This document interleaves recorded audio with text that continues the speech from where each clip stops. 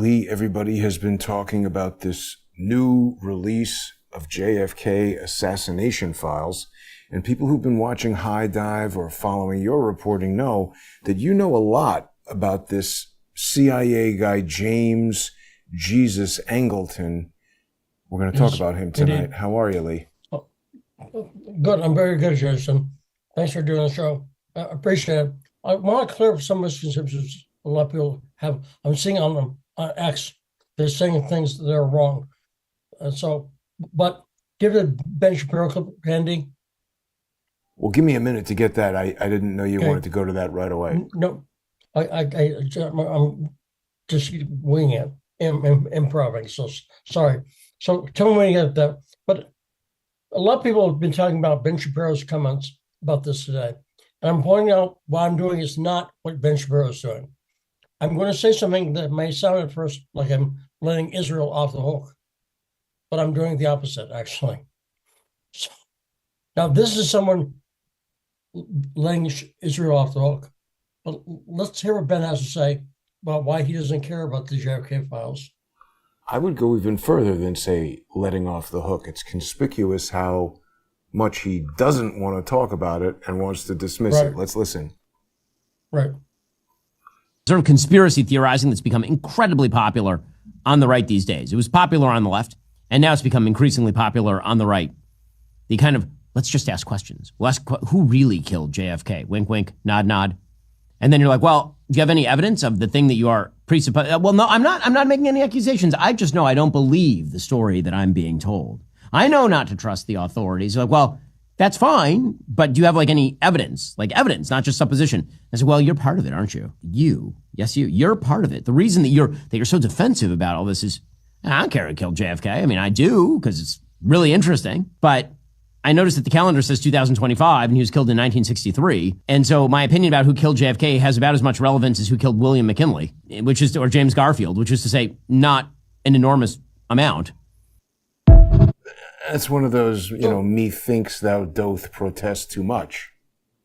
Yes, but I got to say, on the face of it, if you just write that out and listen to what he's saying, I agree with that, actually. I agree with, I like proof, Don't just say, wink, wink. Right. No, I get it. He goes off the mark. Let me talk about where. So one thing is, what's the official story right now? Right now, as we sit here in 2025, what's the official ruling of the last time Congress investigated this? The official ruling was that there may have been a conspiracy, but really it's Lee Harvey Oswald. There was a recording from a Dallas police motorcycle that led to the conclusion that there was more than one shooter, but they never took it any further than that, as far as I know. That's right. So in other words, the conclusion was not the Warren Commission report, but the House Select Committee on Assassinations report said there's a conspiracy, right? More than one shooter. Yes. That'd be a conspiracy, right? Mm-hmm. But a lot of people really don't know that. Yeah. Now, and if you take Ben what he's saying, and I'll talk about the reasons not to. If you take him and what he's saying, it makes sense. If this is just about who killed JFK, who pulled the trigger, right? Right. I don't really care that much. One thing I've been saying, so let me talk about why I started studying JFK. Because you're right. On my old radio show on Sputnik, I talk about JFK a lot. We've talked about it a lot. I know my stuff on a deeper level than most people. And the one thing I concluded right away, look, why did I start studying JFK stuff? It's not because I want to know who killed JFK. And it's who pulled the trigger, in other words. Right. Understanding the operation of the CIA and the underworld of the intelligence community. Right. I started to look into it when Trump got elected. And I saw the CIA was against him. I mean, early on, like 2017, I could tell this. I thought the radio show would be a good forum to have guests on who know a lot about stuff and to interview them and to explore this JFK thing. But it's not to me about who kills JFK. It's not. And by the way, when you look around X right now, you see a million people going, okay, I didn't have time to read all the, but who pulled the trigger? What's the bottom line? Exactly. You see that, right? Yeah, yeah. Like they're going to find, okay, here's page 40. It's Malcolm Begin, whatever. And the other thing I'm seeing a lot is, well, we know who it is, the Jews, right? Have you seen that on X? I've seen it a lot. I've seen it a lot. Now, let me point out, there's no proof for that. What I'm saying is, do I think an Israeli is the one who pulled the trigger? I don't see any proof of that. In fact, I don't see anything that shows who are the gunmen. Do you? And have you ever seen anything in No. JFK files? Not in what the government's been releasing. But I mean, let me ask you a question, Lee, and tell me if you agree or disagree. Because some people have said there's really nothing hugely new in this, that people who have been studying the assassination for the past 60 years or 30 years really sort of know all these things. This is more kind of like confirming them. And you say no. So I disagree. I adamantly disagree. And one reason I disagree is a guy who knows a lot about this is Jefferson Morley. Jeff Morley, I've interviewed him a number of times. And he wrote the book on Angleton, The Ghost. That's Jeff Morley. Jeff Morley's he runs JFK Facts. That's his website. And Jeff, I've interviewed Jeff enough where he's not a Trump fan. I'll put it like that. So he's not a guy who's going to say this is a good release if it wasn't. He would say, right. But he didn't expect much from Trump. But he's come out and said this is significant. And I'll explain why. Okay. I'll explain why. Forget who pulled the trigger. That's shallow. That's not deep. That's not the point. Let me put it like this. Do you remember Daria Dugina was assassinated? She's Alexander Dugin's daughter. Blew up her car. Yeah. Okay. Well, who blew up her car, Jason? Who blew up her car? I want to know who. What's his name? I think Ukraine. Right. I don't care who his name is. You see what I'm saying? The individual who actually set the bomb off doesn't matter. Somebody came up with a plan and her car got bombed, I think is what you're saying. Yeah, and if they did catch the guy, I would hope he would be arrested, tried and sentenced. I do want that. But yes. It's not really the point. The point no, I get it. You're not letting the individual bomber off the hook. The point is, it's like hiring a hitman, right? The person who is the mastermind of the murder plot is not the actual trigger man. That's right. And in fact, I'm going to say this, reducing it to Israel's, the people who are talking about the Jews did it, and bring up that one email I sent you. This is one email that pointed to. I saw a person post this, and they said, the Jews. Yeah, basically. And Ian Carroll reposted it. He amplifies it, right. Right. Now, look at the part that's, can you read that, Jason? Yes. And just to give everybody context, Lee, isn't this a transcript of some interview of a, what is this? Well, actually, forget what it is, because I'm like, just read what it says. It says, for the information of all offices concerned, advised on, this is redacted here, but something advised on November 26, 1963, that he had heard that one, something redacted, allegedly had been attempting to negotiate a sale of a machine gun.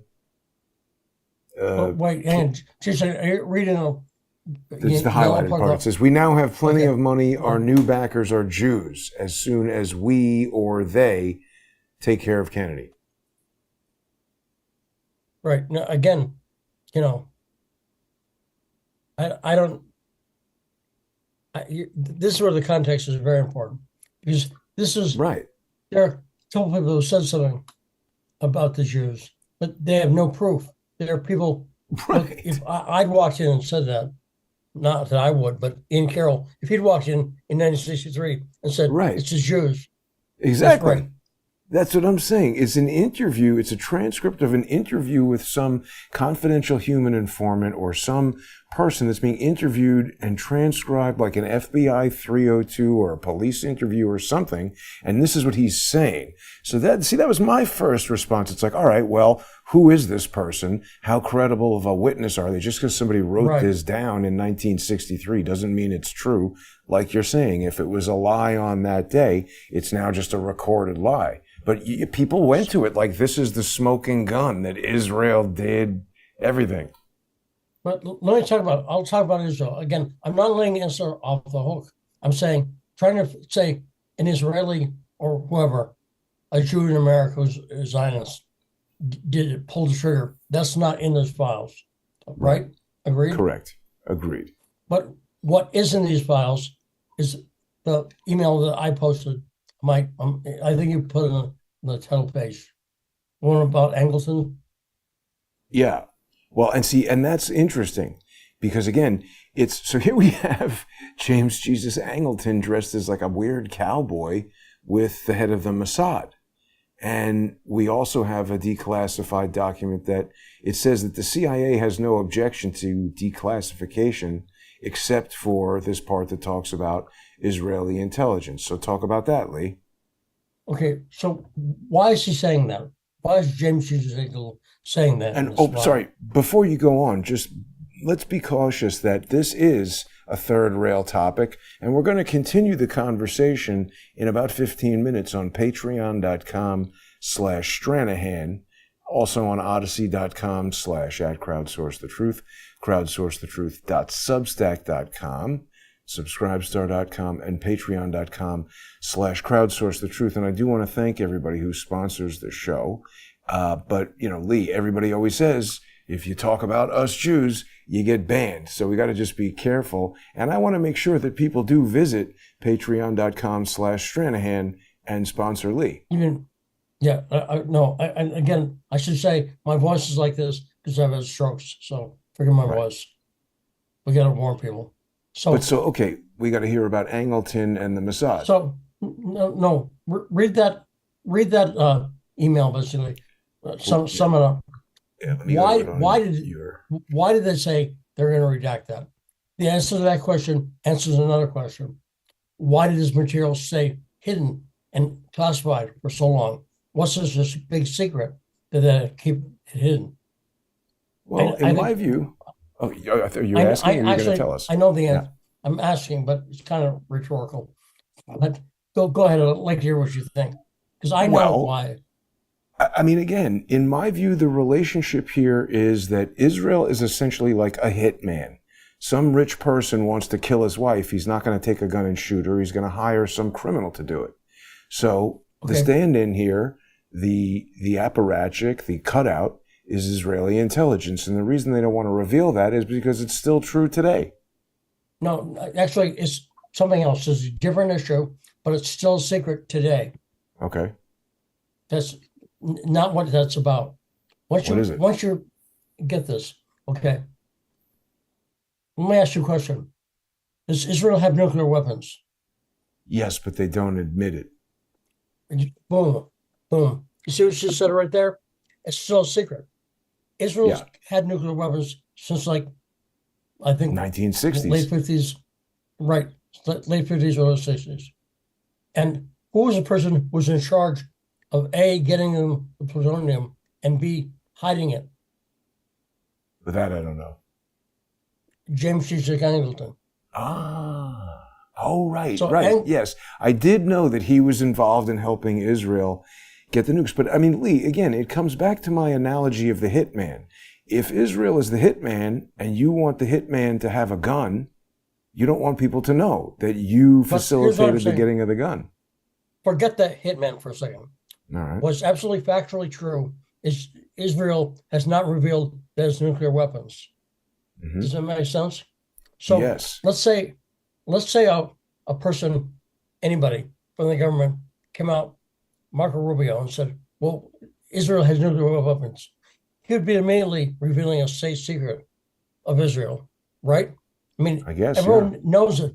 Everyone knows that Israel has it. Right, but they don't say it. They can't say it. because it's a state secret. So that explains, people have been asking, well, isn't everyone dead? Like, let's say this, what they were keeping was the name of the Israeli hitman. He's probably dead by now, right? Right? I mean, almost certainly dead. But that's not what they're hiding. What they're hiding is the thing that is still a secret, which is that Israel has nuclear weapons. So this is why they can't talk about it. Yeah. Does that make sense, Jason? It makes perfect sense. I mean, again, if you helped a hitman illegally obtain a gun, you would never, no matter how long after the murder, want the authorities to find that out. You would be motivated to hide the fact that you illegally obtained a weapon for someone that used it for something that you wanted to do. I think the United States continues to use Israel as a mechanism to project United States power into the Middle East. And I agree with you. That's a major reason they kept it hidden. But there are other reasons. Rafael Cruz is still alive. I think if people understood the nature of his relationship to these events and the fact that his son became a senator, there are so many things about this that if people really go down... Let me say, I don't think it's that. The reason you can tell us, once you start, see, everyone thinks, okay, they're hiding a real killer. No, not at all. Doesn't matter. Listen to the statements that have been made about it by the intelligence community, by people like Pompeo. What they said in documents, why they redacted it. You know, see what I'm saying? Right. They redacted it because it's a state secret of Israel. Right. Now that ties into a lot of other things, but that's the reason. I think what you said about Rafael Cruz, again, I'll throw it out. This is conjecture. No, it's not conjecture. He's standing right there. Here's the thing. Yours is conjecture as well, because we don't know why they did it. There are a lot of reasons. I agree, but that's a very good one. But I come back to my initial statement, Lee, which is that isn't like something where we're like, oh my God, if this was like photographs of JFK shaking hands with aliens or something, we'd be like, what? But people knew that Israel had nuclear weapons. They've even spoken about, did Israel use nuclear weapons? Will they use nuclear weapons? Okay. So it's the admission of certain things that they wanted to avoid. And I think there are many things about how the CIA operates and what these different resources and capabilities are, including a nuclear Israel. But I'm saying, go with me down this road, because I don't think you can find one document where the U.S. has ever revealed that. They don't say it. I mean, again, everyone knows it, but yeah, I'm not saying that. Knows it. I'm not saying that. And also, this doesn't explicitly come out and say Israel has nuclear weapons. It's just saying we don't want to publish something about Israeli intelligence. That's why Angleton wanted things. He didn't want anything. Well, how can you say what I just said is conjecture, but what you're saying isn't? We don't know what Angleton thought, just any more than we know what Rafael Cruz or whoever. What I'm saying is there's evidence up all over the place. Look at the way they've talked about it. I'm saying go with me down the conjecture road. I agree with you. Down that road. I agree. I'm saying I agree. This is one of the CIA. See, because what my overall point is that Israel exists and is protected by the United States because it is a tool of the CIA. And the CIA wanted Israel to have nuclear weapons. So if they want to nuke Iran, they can have Israel do it. And the United States can say, oh my God, look at what Israel just did. I'm saying it's literally the same analogy as hiring a hitman. Because then if something goes sideways, you can say, oh, he just shot her. I don't know that guy. There's all kinds of reasons to do things this way through a cutout. Let me go down this road. Okay, first off, I've talked about it before, about Israel as a creation of Great Britain, right? I've talked before of what? Great about Britain, right. Great Britain, the UK. The UK, to me, is the thing, not the Jews. The Jews are used by the UK. Now, where did James Jesus Angleton study his biocraft? Probably UK. The UK, yeah. In fact, his best friend for a while was Kim Philby. Oh, wow. See, and people don't know that Kim Philby is one of the Cambridge Five who defected to the Soviet Union. See, and this is a really interesting angle to go down in the context of the JFK assassination, Lee, because we still really don't know how Lee Harvey Oswald went to the Soviet Union and came back so easily during the height of the Cold War. This is a guy who was a radar operator in the U-2 spy plane program. I mean, what exactly was going on? And then he comes back with Marina Oswald. We've seen transcripts of testimony from Marina Oswald that I'm not sure if those have been seen before. But again, it's all stuff that's been sort of broadly known, that stuff at least. But see, also, this is what I'm arguing against the people saying it's the Jews and it's the trying to find a trigger man. They're missing the big story. You see what I'm saying? They're thinking low and they're not missing. And this story, this is what I said, go down this road. Everything fits. Everything fits.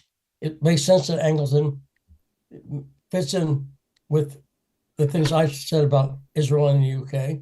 I can prove all of that, but I won't go into that. But it shows why the Brits were, because again, people see. Here's what I'm saying. Do you hear anyone saying, "Oh, it's the Brits"? They say it's the Jews. They don't say it's the Limeys, right? You don't hear that. Well, Hawkins used to talk about that, but I mean, again, it's centered. Okay. Look at what actually. Have you seen one tweet talking about the Limeys, the British? No.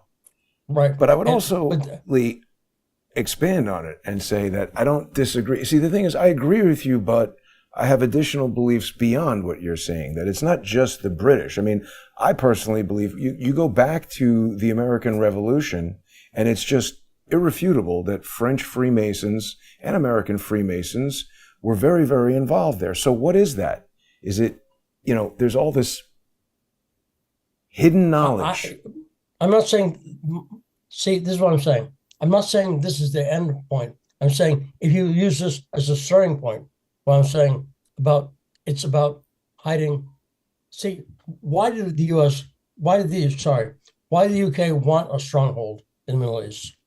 To be able to project power into the Middle East and get oil and control energy. Right. And companies like BP, that's what they were doing. Yes. Lawrence Arabia. So the reason that they were protecting power, exactly right. And if people got that, they would get the British do that everywhere. And they would get what Russiagate is. You see what I'm saying? I'm saying going down this road reveals a lot more than, the way people are going. By looking for the trigger man, they're also lessening him. Because what's more dangerous? Israel dispatching a gunman or Israel hiding its nuclear power? Now, nuclear weapons power. Now, one thing, how many times have you seen the U.S. Try to stop Iran or Iraq or other countries from having nukes, right? Yep, many, constantly. A zillion, right? So it's complete hypocrisy. And the reason they can do it is because Israel doesn't admit it's got nuclear weapons. So they're using it. Yeah. I mean, the thing is, I agree with what you're saying, but I think I disagree with what you believe the motivation is, because I think a lot of people don't seem to recall that the CIA and Israel were essentially created simultaneously. When the National Security Act was passed in September of 1947, we got the CIA. And just kind of like immediately after that, in May of 1948, we got Israel. And I say again that this is like a finger on the hand of the United States deep state and the international globalist intelligence empire that is the Five Eyes. Yes, of course, the British, but all of the dominion, the British, the Canadians, the Americans, New Zealand, Australia, and Israel is a projection of power into the Middle East for the specific purpose of controlling oil. Because look what was also happening in 1958. It was shortly after this that we had a whole technological revolution in the United States, where everybody owned a car and projection flew. of power by who, Jason? By the United States, the British, and this empire of the Five Eyes. Look, I talked about this before, but read Tragedy and Hope by Caroline Quigley. This is a plan by the British. Well, right. And the British controlling the United States is essentially what I'm saying. The United States, this is always something hiding behind something. So I'm saying, even saying it's the British, I allege there's something behind that. Because Hawkins used to speculate about the possibility that this Freemasonic group, you go to Philadelphia, you see they have the statue outside the Freemason Hall of George Washington and Thomas Jefferson, right? Fighting over a handkerchief or something. The Freemasonic Hall in Philadelphia is incredibly elaborate. And I just find it amazing that when they invaded France, after imprisoning and killing all the Jews, the second thing that the Nazis went after were the Freemasonic lodges, and they took all their stuff. So there's something there, knowledge or something that...